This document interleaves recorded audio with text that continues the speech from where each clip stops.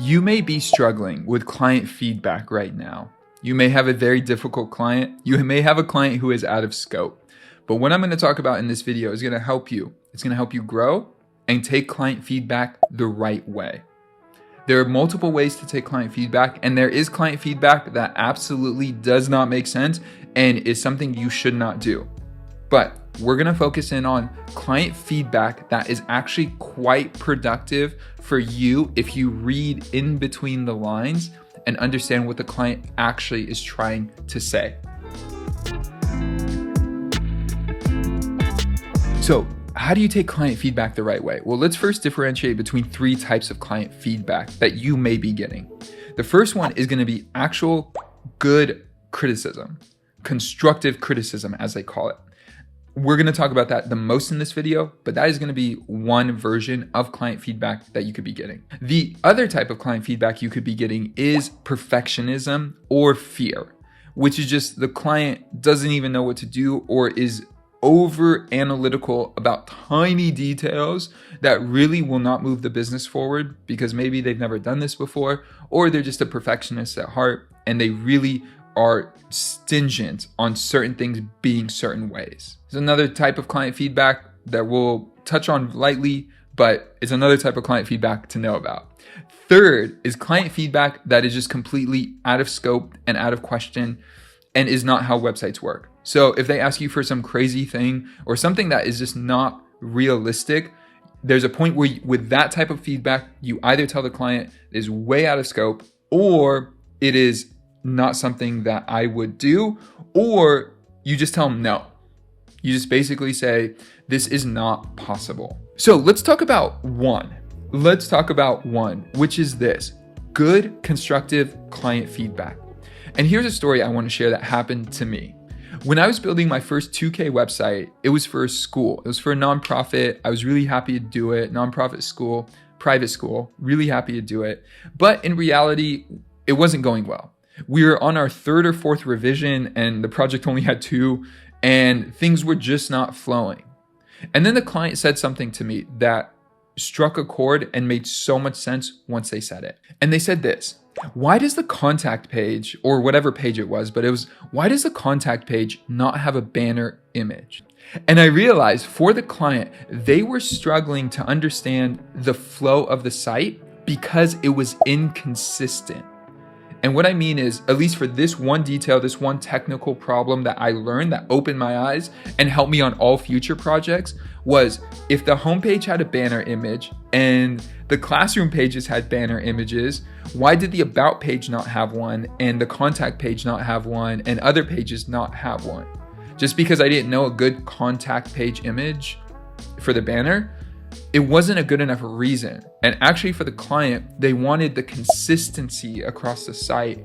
And once I delivered that, the project went so smooth.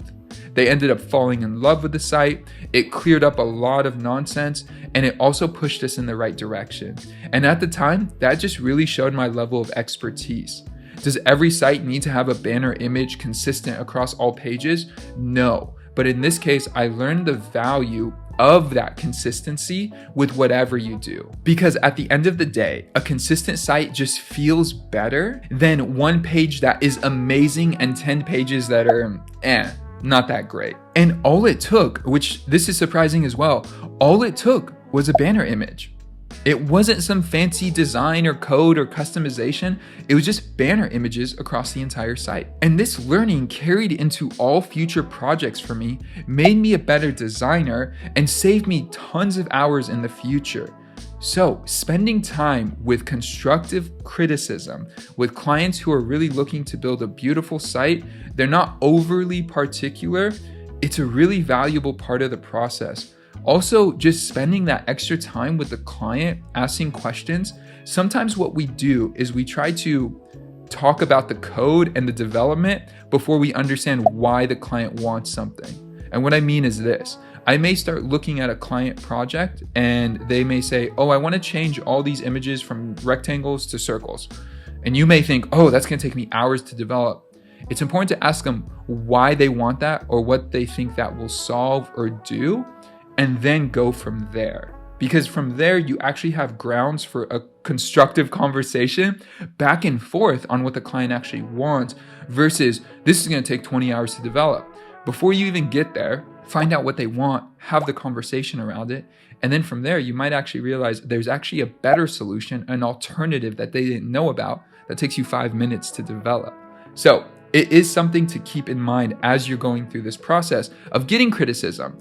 And it's hard. People don't like criticism, but you're doing design work. And every time you ship something, there is the availability for people to say, I absolutely do not like this. I still feel that to today when I deliver a project. I've delivered over 150 sites. I've done over 600, 700 projects in total. I've touched hundreds of websites. There's always this available criticism that can come when a client comes back and says, I don't like this. But when you have good clients and they give you feedback, it is an opportunity to learn and grow as a designer. I think a lot of designers miss out on this because they think they're the expert in a way that is almost belittling to the client. So not all designers do this, and not most designers do this, but some do this.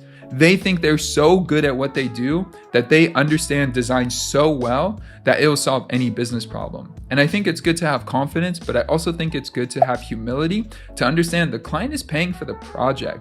At the end of the day, it's their money and what they want. So deliver something that's valuable to them, give them good feedback, give them a good guiding force, but at the same time, make sure you're learning from them. This one little incident where I was like, this project's becoming long, we're on our 4th revision, what's going on? I learned such a valuable lesson about consistency across a site. And one thing just to keep in mind as a final note here is that clients go for the safest option. They do not go for the best option. And what that means is a lot of times clients are looking for what they feel will bring about the desire that they want, the design they want, the website they want, the graphics they want, because they believe you will deliver that for the price point that works for them. Is there client feedback that you have gotten that has helped you grow as a designer? If so, drop it in the comments below. The design community here would love to hear from you. Finally, last 2 notes here. Like the video if you got value from it. If you got value from this content, it'll tell the YouTube algorithm a lot of fancy information, but it lets me know that you got value from this content. And finally, if you want more content like this, we publish new videos 3 times a week, Monday, Wednesday, Friday, for you. If you want more content like this, consider subscribing. With that, I will see you guys in the next video. Peace.